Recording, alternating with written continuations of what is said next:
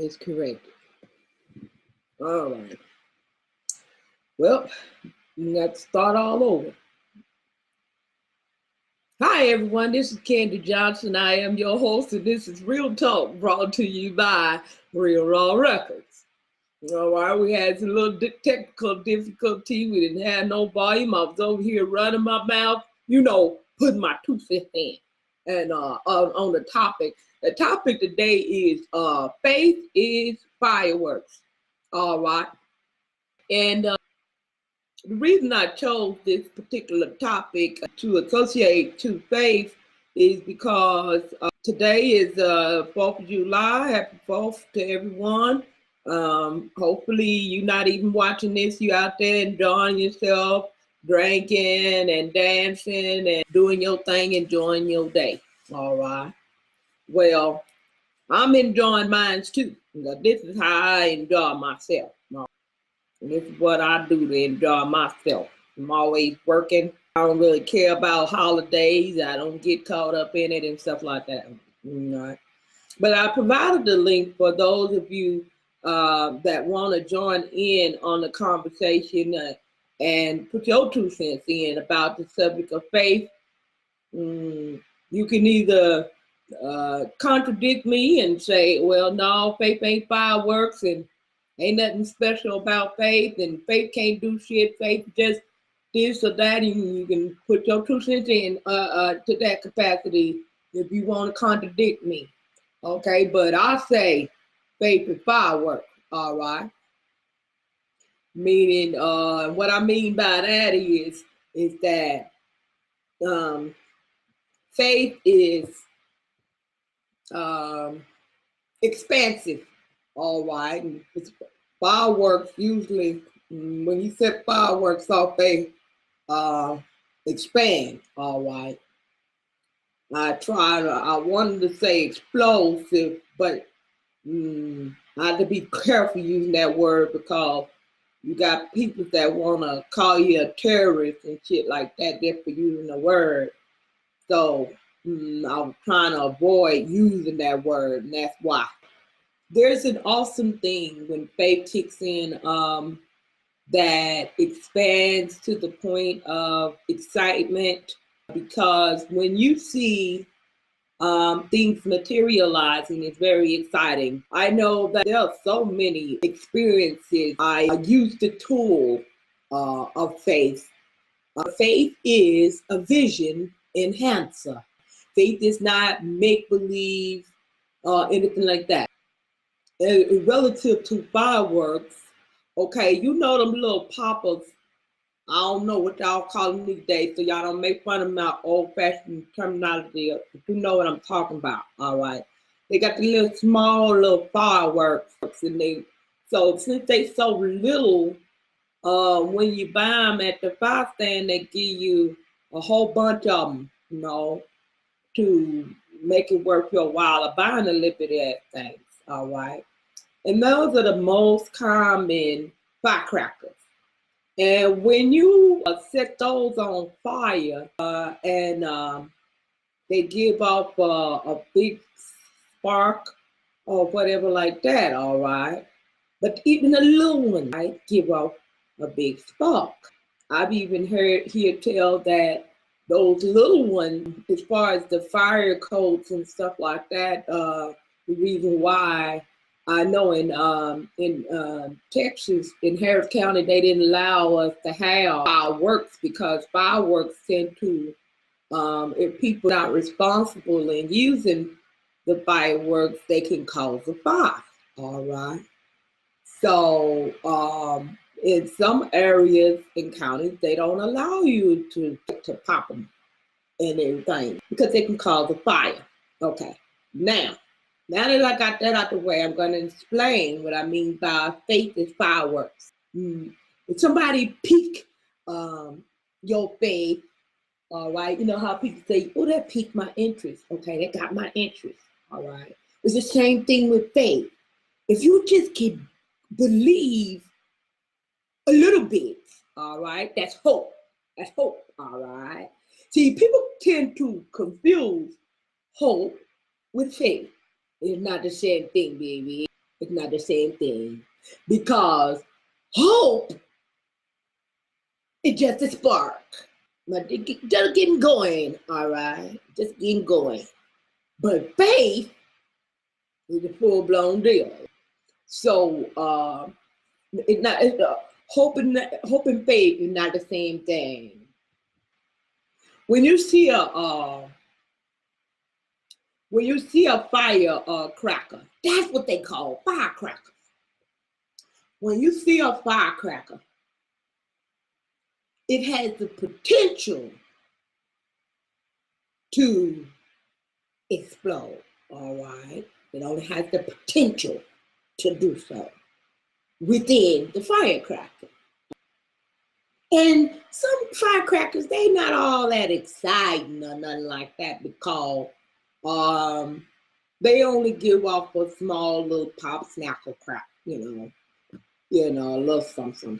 That's why you see people, they like the big one, because of the excitement. They want the big firecracker that, had the beautiful colors, and people want the big firecrackers that make the loud banging noise, and they enjoy the excitement or the slight fear that comes when you hear the loud, boisterous sounds of the firecracker. Boom, boom, boom, and you're like, what the fuck, and then there's some, after you get over the split second of fear, you rush on in to amazement. Yeah, good like that, baby. So that's the way faith is, right? Okay. Once you get past that hoping and wishing stage, all right? Because you see, on the hoping and wishing stage, there's a level of fear and doubt. And they're hoping and wishing you only had the potential of making a spark, all right? Something has to make contact with that hoping and wishing, all right, in order for you to be propelled into faith. So without that, okay, so you set a fire, and you take a fire and you put it to the igniter of the firecracker. You have that igniter for a reason. The igniter is the point of contact, all right? This is a point of contact that is necessary to release the power that's inside of that firecracker. And this is the way faith is. Hope, the hope is just the potential of faith. But when you begin to see what it is that you are believing, all right, strong, you start believing, and your strong desire builds up. This is the ignition process, from hoping and wishing to believing and seeing. Notice there's a process, okay, that takes place. And it's just like the ignition, the igniter on a firecracker. Because the firecracker has an igniter for a reason. It's not going to pop right if you set fire to the end. It's not going to pop right. Something's going to go wrong if you try to ignite that firework from the opposite end. And there's going to be a misunderstanding, all right? It's probably going to blow up in your face, okay? And this is what happens when Christians don't understand what faith is really about. When they try to explain it, because they don't really know nothing about it, and they try to set fire to it. They're setting fire to the wrong end, all right, trying to help people and create faith in others, but they can't because they setting fire to the wrong end, so it explode or blow up in their face because they don't know what they're doing. They mishandling it. This is the reason why, even with firecrackers, you got to have an adult present with the children. It's against the law to allow children to pop firecrackers without adult supervision. So those of you who out there enjoying y'all holiday, y'all be careful now. And y'all make sure y'all watch them children when they popping them firecrackers, okay? Because somebody can get hurt. All right. I want to draw this conversation on over to a video that I had seen. There's a young lady, and she did a video about correction. And this is a little bit off topic, but I'm gonna bring it back on home. So she was a little young Christian or whatever, and she got on her channel. She do videos and stuff about different topics and stuff or whatever she learning for things.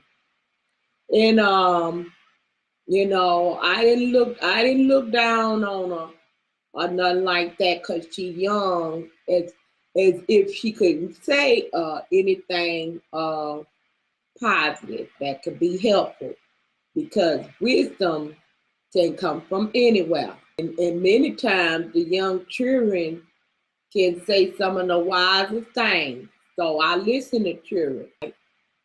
But it come a time, hon, when you got to understand that the things that you are learning, you learning them, hon. You learn them. You don't know already. You learning. You learning. You learning. You can't correct nobody when you learning. And she did a video about how people think that they are leaders or whatever like that, and they Christians or whatever, and they don't want nobody to correct them, all right, and stuff. But she doesn't realize that, baby, you don't have enough wisdom to correct nobody. That's why they're not accepting your correction, because you may be right in some aspects. Because I was watching a video, and when she first started out, and she was just saying how people don't want to accept correction. But then she went on into talking about specifics on what somebody else was doing wrong. And I was saying to myself, wait just a damn minute. Now, I wonder if she would receive correction if somebody told her, well, baby, what you just said after that was wrong. I don't think she would.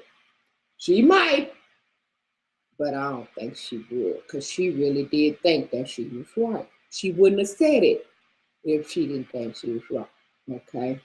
She said, these Christians online, okay, maybe she know people in person as well, but she's saying that she see people that is supposed to be leaders or authority, and she's saying that they think that they right and this and that. And she kept trying to point that out, and I sensed the spirit of arrogance.